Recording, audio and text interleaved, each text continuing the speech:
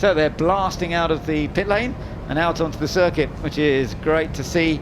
And isn't it fun that we have an event like this where one moment you're sitting watching a Formula One car from the 1980s or 1970s going out, and then the next moment you see a Mini charging around, or in fact a whole bunch of Minis, which is what we're watching now. And that's the part of this classic at Silverstone, is the variety of cars, the completely different nature, but yet all are entertaining to watch and fun to look at. So we've got a few going out there, obviously just building up a bit of pace, getting a bit of feel for the levels of grip that are out there at the moment, seeing where the big puddles are. Just as they come through Brooklands and Luffield, you can see it's actually not looking too bad, is it? No, I was just looking at the timing screen actually as the last cars came out of the pit lane, and the 2 minutes of the session has gone already. Such is the size of the entry, the last car has taken 2 minutes to get out of the pit lane, so that actually shortens their qualifying time quite significantly. Yeah. But a lot of spray as they're coming along the old pit straight towards Copse Corner, and still throwing that up, and we can see in front of us the Hamilton Straight still very wet indeed. But hopefully if the rain continues to ease off, they'll gradually get a dry line. The windscreen wipers are still working hard, there's no doubt about that, but they're getting green flag all the way around, so they'll start their first flying lap at the end of this lap, of course, to start to pick up the pace and charge around Silverstone in typically Mini style. Great little fun cars to drive, fantastic turn-in, and they can be held at all sorts of ridiculous angles. The top drivers are able to do that and just keep them going forwards even if they're trying to go sideways. So accelerating down the Hangar Straight, obviously not as quick as some of the other cars we're going to be seeing out on track, and in fact have already seen today, but they will provide us with some entertaining racing. And having looked back at some of the classic Mini races in the past, even for the historic cars, they can be quite aggressive with each other. Don't want to see them all crashing into each other, but they can be pretty hard with each other, can't they? Yes, it's certainly normal today, and it was normal at the time that they were racing in period, that the little chrome trims that run round the wheel arches and along the bottom of the door sill there, they very often come loose, and that's often where they've been just touching each other gently as they go through the corners. And in fact Chris Middlehurst, who's one of our extra entries, was called into the pits whilst leading the race 2 years ago, because the trim was coming off the car, and he lost the win. Oh, it's such a shame, isn't it? Chris is back though, as you say, so hopefully car number 42, he's going to be one of the pace setters. One word, hope. Number 20 is the car we're looking at right now. Interesting colours. End of Owens, he's one of the ones to watch actually. He is rapid. Yeah, he's another Mini champion from the various Mini classes that race regularly throughout the UK, and End of Owens is one of those top drivers, along with Ian Curley, who was interviewed earlier, and you mentioned Bill Solis as well, of course. So let's see how it goes. You see sometimes the rear wheel just hopping off the ground when they're going through corners. In the wet, not so much. In the dry, you tend to see it more because there's a little bit more G-force, a little roll in the car. But that's always quite entertaining to see. Heading down the straight into Brooklands now, carrying a fair bit of speed in there, trying not to let it run too wide, using fairly straightforward normal line. And of course, when you're driving a Mini, the track is wider than ever. You've got more space to play with than you have in most cars. So use it all, use it wisely, try and find the grip, and it's going well so far. Just looking at the initial sector times, Ian Curley, as expected, fast through that first sector. We mentioned him already, but not the only driver that's going quickly there. Bill Solis pretty quick as well. Several others. The Nathan Heathcote also going well. He's a rookie, but he was very fast at Brands Hatch earlier this year, and yeah, another one to keep an eye on. I think certainly Jeff Smith, number 55, is watched as well when he started the times through. He's been enjoying his racing in Minis, and his partner Joe Polly, number 306, is out there racing as well, and Joe is the daughter of the great hot rod racer George. So sliding around, but keeping it all together for now. End of Owens in the number 20 car. Nice string of machinery up ahead of him, maybe get a little bit of a tow down the straight, but the conditions are hopefully going to improve as we go through this session and get a little bit drier. It's not raining as much as it was earlier, so with a chance of them to find a touch more grip, but there's not a lot of grip out there. It is going to be a bit slippery, and we might see one or two little errors. See the rear three-quarter window open just a little bit to keep a bit of air flowing and try and keep the windscreen clear. Being chased quite hard at the moment, isn't he? Oh, a little bit slippy slidey out of club corner, but we've got some laps coming up on the board. So let's see. Chris Middlehurst goes quick initially, but Owens pops up there, but Ian Curley, as we thought, straight up there into first place at the moment. A good lap from Michael Cullen as well, but now Bill Solis goes quickest. Bill Solis on a 2:53.8. That actually is very impressive. 2:55.2. Next fastest Nathan Heathcote, and then Ian Curley on a 2:55.2 as well. So virtually the same lap times between second and third fastest drivers, but Bill Solis is the quickest so far. Very interesting. Yes, he was quickest of everybody in the middle sector of the lap, which we were saying earlier on is a very, very long sector, and that got him the fastest time. Nathan Heathcote in second, then it's Ian Curley, who we interviewed earlier on just before they all went out on track. Charging their way down the straight, and we might see a bit of overtaking going on into Brooklands, or attempts anyway. Let's see, do they all keep it nice and clean? Let's hope so. When you go out in qualifying, you're not really racing. The whole point is just get a lap in that's clean and clear and the fastest single lap you can do. If you get a bit too caught up in dealing with other traffic, dealing with other cars, getting in your way, racing them, you're going to lose performance. You're not going to put in your perfect lap. So it is something you need to think about, and especially as the track improves. Got many journeymen just behind, but we're looking at Bill Solis there. That is the fastest car so far, that of Bill Solis.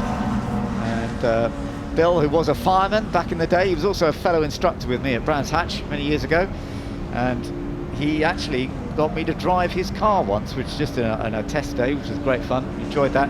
And then he also got I raced with him up here at Silverstone in a special Japanese Mini, which was celebrating a special festival of minis back in the day, and that was a very different kind of car. It was a very modified, it was nothing like one of these things, but Bill's doing well. For now he's fastest. There are a few faster sector times coming through from other people though, so he may not hold on to it on this next lap. Yes, I think we'll see some changes. It surprises me that so many of the drivers are happy to run in that big group that we're looking at now, whereas I noticed Bill Solis is sort of hung off there he is now in the picture with the countryman behind, but he's kept away from everybody else. We've got some cars just making space for themselves there, and I think we're now probably, they've done a couple of laps, they're perhaps now thinking about, they know where the puddles are, they know where the wet track is, where the slippiest parts are, and now they'll try and set some quicker times.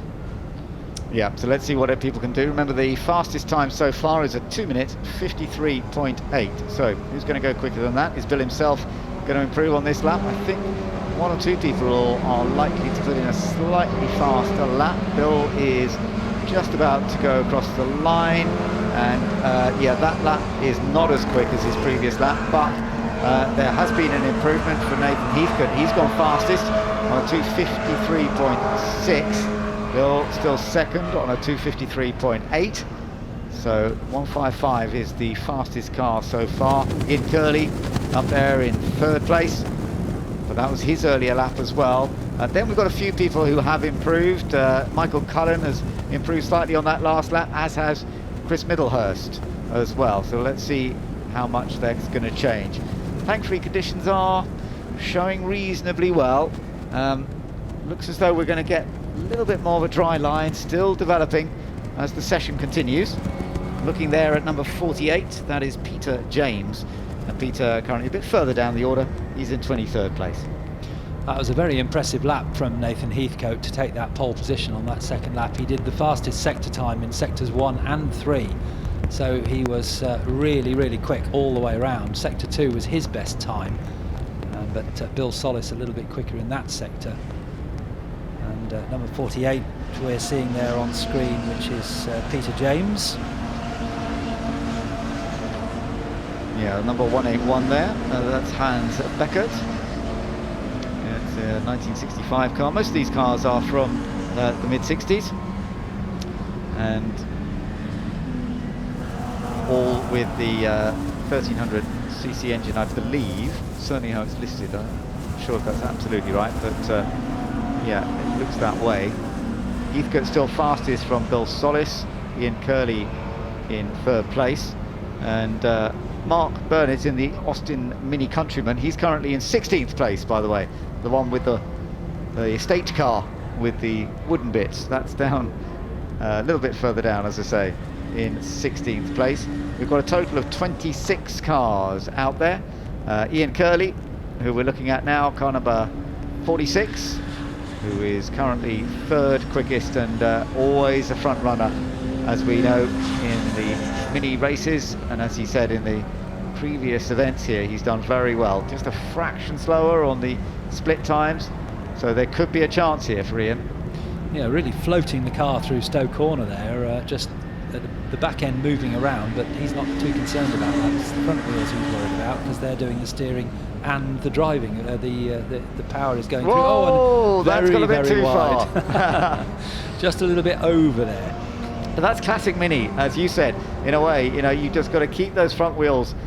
You can hold the most amazing moments in a Mini, but you've got to keep your foot hard on the throttle and pull yourself out of trouble. It's exactly what he managed to do. But that probably cost him a tenth or two, and he was third quickest with that lap. Could possibly have gone second. I don't know if it would have been enough to go fastest if he hadn't made the mistake. But there we go. Mark Burnett in the Countryman goes across the line. He's still down in 17th position, and part of a bit of a queue of traffic at this stage. Going through past our commentary box window, Mark Burnett in the wood-trimmed car. The rest of the field, they've rather split themselves up now. That we haven't got that big bunch of cars anymore, which probably is good, because the spray was terrible at the beginning of the session. We're looking there at number 176. That's Roy Alderslade, who suddenly appeared on the historic racing scene earlier this year, and his cars are prepared by the Jordan racing team. That's Mike and Andy Jordan, and he was racing for the last couple of 3 years in Ginettas, and has moved across into historic racing. Absolutely loves it, and now he's appeared in the Mini. We're going to see him later on in his Shelby Daytona Cobra Coupe, and he's got a latest Cortina as well. Nice collection of cars. Absolutely, yes, and he drives them very well indeed. Like that. Okay, so there we are. There we're watching the Countryman as it hurtles around. See whether it's got more balance or not. Looks like it's got a fair bit of understeer there with the car. He was discussing whether it might be an advantage. I'm not sure it is proving to be an advantage to have the slightly longer square-backed car, but it looks fun. It's great to see it out there, providing us with a little bit of a different look, as it were.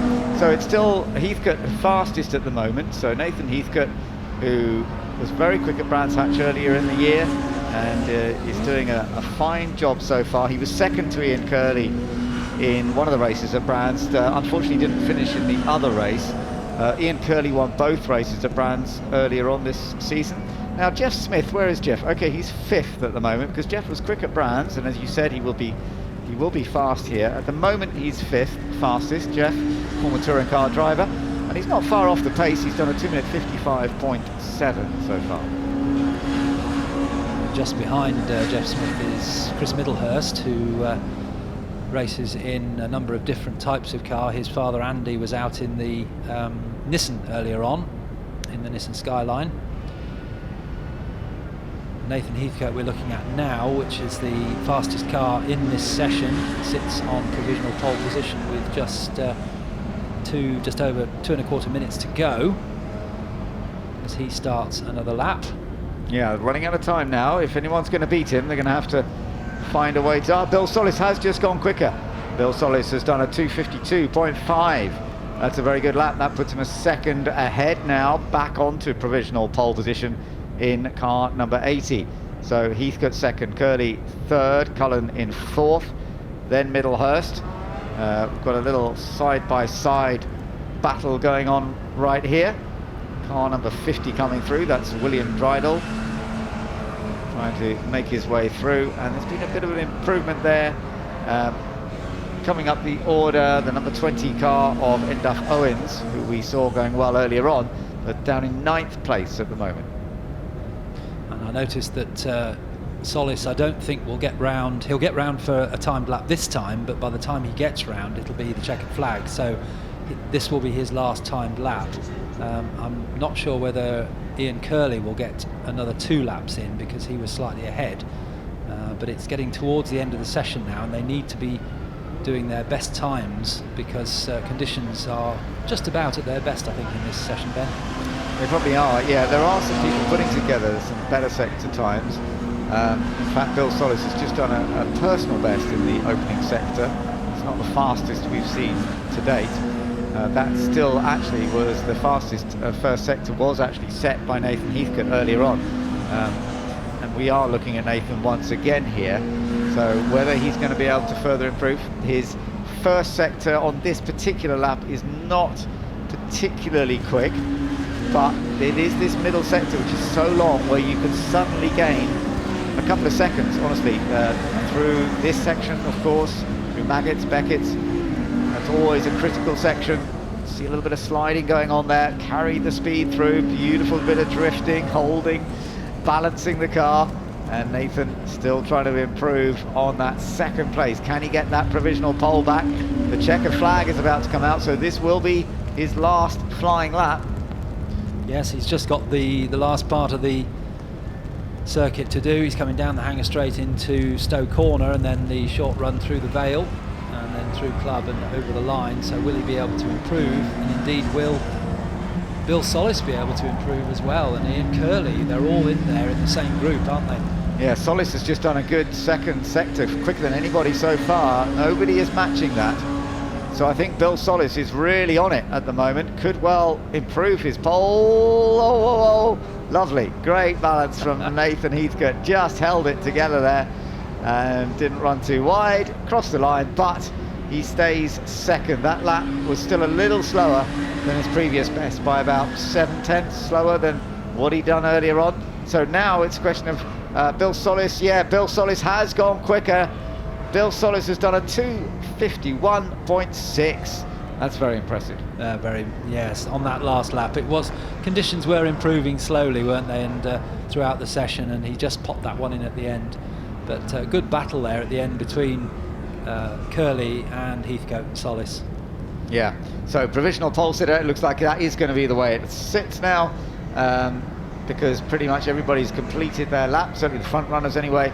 So Bill Solis will be starting from pole position with Nathan Heathcote second, Ian Curley, who's in the pits actually at the end there. So whether he had a little bit of a problem, we don't know, but very much on the pace. He'll still be in the battle, you can bet, when it comes to the event itself. And then a good run also from Michael Cullen, a man who's been racing at Silverstone since the 1980s. Raced Ferraris in his time, Michael Cullen, but here he is out today in a Mini. Then Chris Middlehurst making his return to a bit of Mini racing. We haven't seen that for a while. Followed by David Ogden in 6th place, and then followed up by several more cars. Chris Morgan next up, in fact in 7th position, and in 8th place the number 18 car of Aaron Smith.